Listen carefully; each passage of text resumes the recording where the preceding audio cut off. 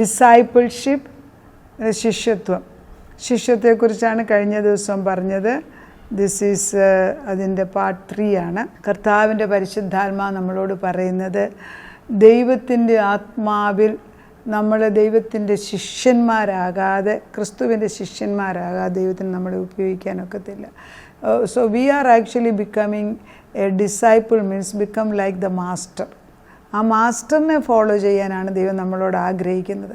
അപ്പോൾ അതെങ്ങനെയാകുമെന്ന് ചോദിച്ചാൽ, കഴിഞ്ഞ ദിവസം നമ്മളോട് പറഞ്ഞത് നമ്മുടെ ഹാർട്ട് നല്ലതാണ്, പുതിയതായതിനാൽ ക്രിസ്തുവിൽ പുതുസൃഷ്ടിയായത്. We have a new heart. പക്ഷേ ഈ ഹാർട്ടിനെ നമ്മൾ വളരെ ശ്രദ്ധയോട് സൂക്ഷിക്കണം. വളരെ ഗാർഡ് യുവർ ഹാർട്ട് എന്ന് പഠിപ്പിച്ചു.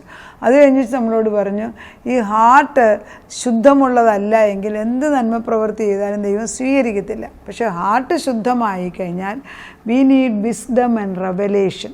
അപ്പോൾ അതിന് ഈ ഹൃദയം ശുദ്ധമാകുന്നതിന് തടസ്സം നിൽക്കുന്ന 2 കാര്യങ്ങൾ: ഒന്ന്, ക്ഷമിക്കാത്ത ഒരു ഹൃദയം; 2, ദേഷ്യം, ആങ്കർ, കോപം, ക്രോധം. ഇതൊക്കെ നമ്മുടെ ദൈവത്തിൽ നിന്ന് അകറ്റുന്നതാണ്. അപ്പോൾ ഈ ദേഷ്യ സ്വഭാവം ദൈവത്തിൻ്റെ അല്ല. അത് ഒത്തിരി പേർക്കുണ്ട്.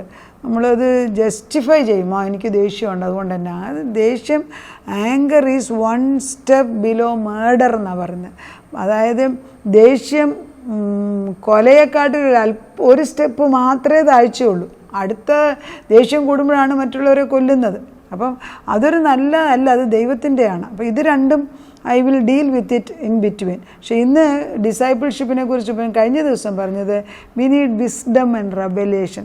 അതായത് നമുക്ക് ജ്ഞാനവും വെളിപ്പാടും കർത്താവിൻ്റെ നിന്ന് കിട്ടിയില്ലെങ്കിൽ നമുക്ക് വളരാനൊക്കത്തില്ല. ഇപ്പോൾ റെവലേഷൻ എന്ന് പറയുമ്പോൾ ഇതൊരു ഡെയിലി മന്നായാണ്. കഴിഞ്ഞ കാലങ്ങളിൽ വേദപുസ്തകത്തിൽ എഴുതിയിരിക്കുന്ന കാര്യങ്ങൾ നമുക്ക് ഒരു ഗൈഡ് ലൈനാണ്. പക്ഷെ ഇന്നൊരു പ്രശ്നം വരുമ്പം, ഇന്ന് ഞാൻ അഭിമുഖീകരിക്കുന്ന പ്രയാസത്തിൽ എങ്ങനെ മുൻപോട്ട് പോകും? ഐ നീഡ് റെവലേഷൻ, വെളിപ്പാട് വേണം. വെളിപ്പാടിൻ്റെ ആധിക്യത്താൽ പൗലോസ് ദർശനങ്ങളെക്കുറിച്ച് എഴുതുന്നുണ്ട്. പക്ഷെ അതല്ല ഞാനിവിടെ പറയുന്നത്. നമ്മുടെ ഡെയിലി വോക്കിൽ എങ്ങനെയാണ് നമ്മൾ കാര്യങ്ങൾ ദൈവത്തിൻ്റെ ഒരു ഡിസൈപ്പിളായിട്ട് അത് നേടിയെടുക്കുന്നത്, അല്ലെങ്കിൽ മറ്റുള്ളവർക്ക് ഉപദേശം പറഞ്ഞു കൊടുക്കുന്നത്. അപ്പോൾ റെവലേഷൻ എന്ന് പറയുന്നത് ഒരു ഡെയിലി മന്നാണ്. Listening to master's voice. നമ്മൾ ആ മാസ്റ്ററിൻ്റെ ദൈവശബ്ദം വ്യക്തമായിട്ട് കേൾക്കുന്നവരായി മാറണം. അപ്പോൾ ദൈവശബ്ദം വ്യക്തമായിട്ട് കേൾക്കുക എന്ന് പറയുമ്പോൾ ഒരർത്ഥം, നമ്മൾ പ്രാർത്ഥിക്കുന്നവരുടെ കൂടെ നമുക്ക് റെവലേഷൻ കിട്ടുന്നവരായിരിക്കാം, നമ്മൾ ദൈവശബ്ദം കേൾക്കുന്ന, അല്ലെങ്കിൽ വചനം നമ്മൾ അറിയുന്നവരായിരിക്കാം. പക്ഷേ നമുക്ക് പലപ്പോഴും മിസ്റ്റേക്ക് ചെയ്യാൻ സാധ്യതയുണ്ട്, നമുക്ക് തെറ്റുപറ്റും. കാരണം വെളിച്ചപ്പാട് പോലും വെളിച്ചദൂതൻ്റെ രൂപത്തിൽ, വെളിച്ചത്തിൻ്റെ, അതായത് വെളിപ്പാട് തരാനായിട്ട് വെളിച്ചപ്പാട് പോലും കയറി വരും. അപ്പോൾ സത്യത്തിൻ്റെ ആത്മാവിൽ പിശാച് പോലും വെളിച്ചദൂതനായിട്ട് കയറി വരാൻ സാധ്യതയുണ്ടെന്ന് വേദപുസ്തകത്തിൽ എഴുതിയപ്പോൾ നമ്മൾ വളരെ ട്യൂൺഡ് ആയില്ലെങ്കിൽ നമ്മൾ തെറ്റിപ്പോവും. അങ്ങനെ തെറ്റാതിരിക്കാൻ വേണ്ടി കർത്താവ് പറയുന്നത്, you should know the masters voice. അപ്പം ഞങ്ങൾ പ്രാർത്ഥിക്കുമ്പോൾ ഞാൻ കാണാറുണ്ട്, പലപ്പോഴും യേശുക്രിസ്തു വന്ന് ഓരോന്ന് പറയുന്നതായിട്ട് എൻ്റെ കൂടെ കമ്പൈൻ പ്രയറിൽ. അപ്പം ഞാൻ അത് വേദപുസ്തക അടിസ്ഥാനത്തിൽ അത്ര ശരിയല്ലാത്തപ്പോൾ ഞാൻ തിരിച്ചു ചോദിക്കും, യേശു തന്നെയാണോ അത് പറഞ്ഞതെന്ന് ഞാൻ ചോദിക്കുമ്പം വീണ്ടും ആ വിഷയം എടുത്ത് പ്രാർത്ഥിക്കും. ഭർത്താവ് പറഞ്ഞു, ഞാനല്ല അത് പറഞ്ഞത്. അപ്പോൾ യേശുവിൻ്റെ രൂപത്തിലും യേശുവാണെന്നും പറഞ്ഞ് പിശാച് കയറി വരാൻ സാധ്യതയുണ്ട്. എന്നാൽ ക്രിസ്തുവിനെ അടുത്തറിയുന്ന മക്കൾക്ക് the masters voice is very clear. അതായത് ഉടയവൻ്റെ ശബ്ദം. ഇപ്പം നമ്മൾ 10 പേരുടെ ഇടയ്ക്ക് നമ്മുടെ ഭർത്താവ് വിളിച്ചാൽ നമുക്ക് ആ ശബ്ദം അറിയാം. അതെന്താ? Because we are very very familiar with that. അതേപോലെയാണ് നമ്മുടെ ആത്മസഖി. ഈ പഴയ നിയമത്തിൽ മോശയുടെ ഭാര്യ സിപ്പോറ വിളിക്കുന്നുണ്ട് രക്തമണാളെന്ന്. അവൾ സത്യദൈവത്തെ അറിയത്തുപോലും ഇല്ല, എന്നിട്ട് പോലും അത് തിരിച്ചറിഞ്ഞ് രക്തമണാളെന്ന് വിളിച്ചു. നമ്മുടെ രക്തത്തിൻ്റെ മണവാളൻ യേശുക്രിസ്തുവാണ്, പക്ഷെ നമുക്ക് അവൻ്റെ ശബ്ദം അറിയത്തില്ല. But God is asking us be very vigilant to know the voice of the living God. അതാ പറയുന്നത്, എൻ്റെ ആടുകൾ എൻ്റെ ശബ്ദം കേൾക്കും. എൻ്റെ ആടല്ലെങ്കിൽ നമ്മൾ കേൾക്കത്തില്ല. പിന്നെ എളുപ്പം കാര്യം നേടാൻ ചെല്ലുമ്പോഴും പലപ്പോഴും ദൈവത്തിൻ്റെ ശബ്ദമെന്ന് പറഞ്ഞ് നമ്മൾ നമ്മുടെ തന്നെ ശബ്ദം ഇടും. God still speaks to us. We know God has spoken to us through the scripture. What more can he say than he has already said? അവൻ പറഞ്ഞതിൽ കൂടുതലായിട്ട് എന്ത് പറയാനിരിക്കുന്നു? What does the Bible say? Jesus said in John 16:12-13. യോഹന്നാൻ്റെ സുവിശേഷം 16:12 തൊട്ട് 13 വരെയുള്ള വാക്യം. അത് പിന്നെ പരിശുദ്ധാത്മാവിനെ കുറിച്ച് പറയുന്ന അധ്യായമാണ്. 16:12 ഇങ്ങനെയാണ് വായിക്കുന്നത്. ഇനിയും വളരെ നിങ്ങളോട് പറയാനുണ്ട്, എന്നാൽ നിങ്ങൾക്ക് വഹിപ്പാൻ കഴിയില്ല.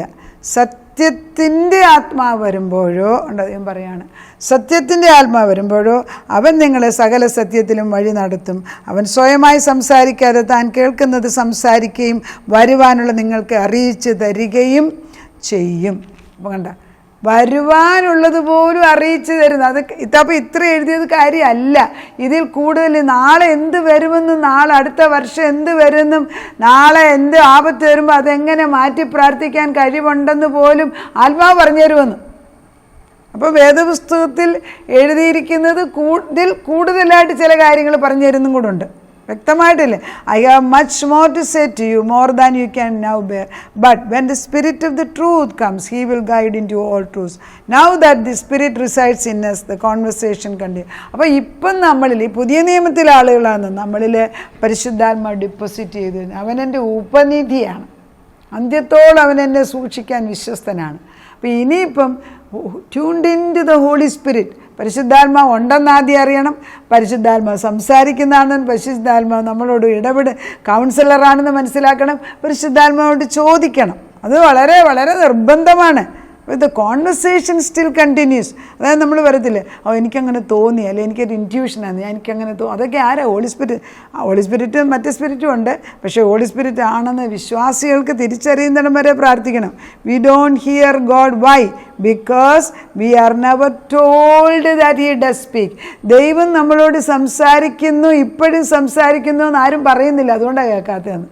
അതൊരു വലിയ I read one book actually, Waking the Dead People. അതിനകത്തു നിന്നാണ് പല പോയിൻറ്റ്സ് ഞാനിപ്പോൾ പറയുന്നത്. അതായത് മരിച്ചു കിടക്കുന്ന മനുഷ്യനെ ഉയർത്തെഴുന്നേൽപ്പിക്കുകയാണ്.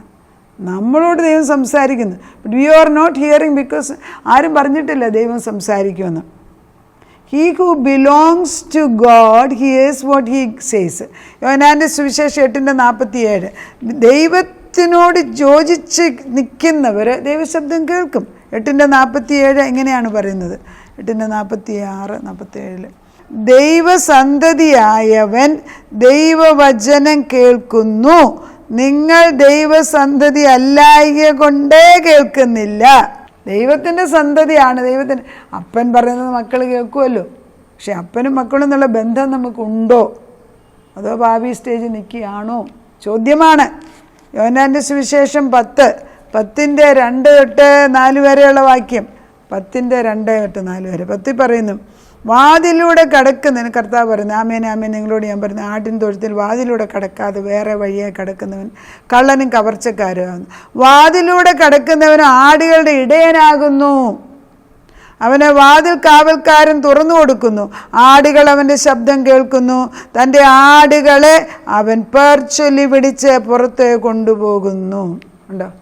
തൻ്റെ ആടുകളോട് അവൻ സംസാരിക്കുന്നു, ഇപ്പോഴും സംസാരിക്കുന്നെന്ന്. And he said, I am the good shepherd. Sheeps get lost easily. വളരെ എളുപ്പമായിട്ട് ആടുകൾ നഷ്ടപ്പെടും അങ്ങോട്ടും ഇങ്ങോട്ടും. That's why they must stay close.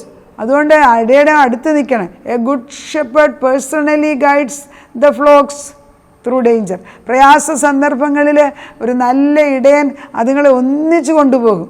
Jesus wants to speak to you. അപ്പം നമ്മൾ we want to lead you to good pasture. അതായത് ദൈവത്തിന് നമ്മളെ നല്ല പാസ്റ്ററിൽ കൊണ്ടുപോകാൻ ആഗ്രഹമുണ്ട്. നമ്മൾ റെഡിയാണോ കേൾക്കാൻ?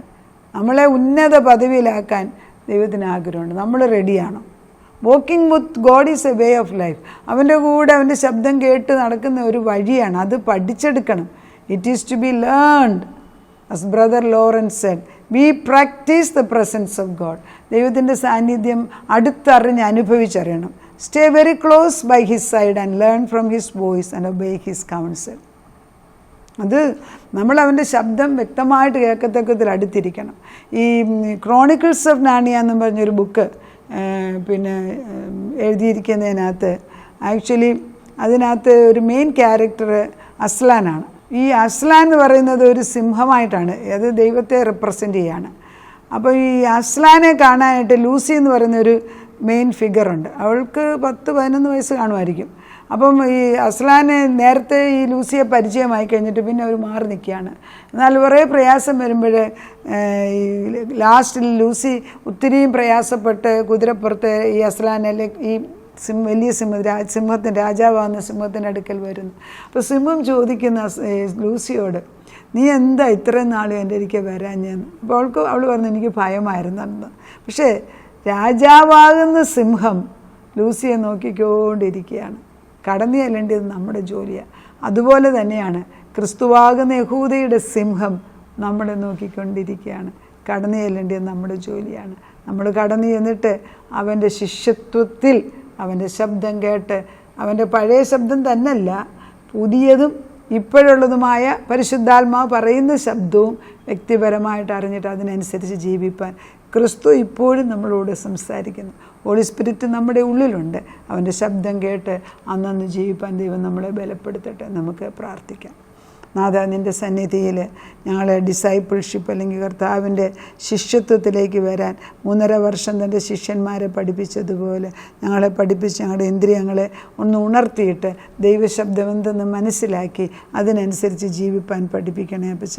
കർത്താവ് യഹൂദയുടെ സിംഹം എന്ന് വിളിക്കുന്ന യേശു ക്രിസ്തു എപ്പോഴും നമ്മുടെ കൂടെ നിൽക്കാൻ തയ്യാറാണ്. പക്ഷെ ഞങ്ങൾക്ക് മനസ്സിലാകാത്തവണ്ണം മാറി നിൽക്കുന്നത് ഞങ്ങളുടെ ബലഹീനതയാണ്. അതുകൊണ്ട് ഞങ്ങളുടെ ഉള്ളിലേക്ക് പരിശുദ്ധാത്മാവിനെ ഡിപ്പോസിറ്റ് ചെയ്തിരിക്കുന്നത് കൂടുതൽ ജാഗ്രതയോടെ വചനത്തിൽ ഉറച്ചു നിന്ന് നിൻ്റെ ശബ്ദം കേട്ട് അതിനനുസരിച്ച് നീങ്ങാനും അതിനനുസരിച്ച് മറ്റുള്ളവരെ ഗൈഡ് ചെയ്യാനും.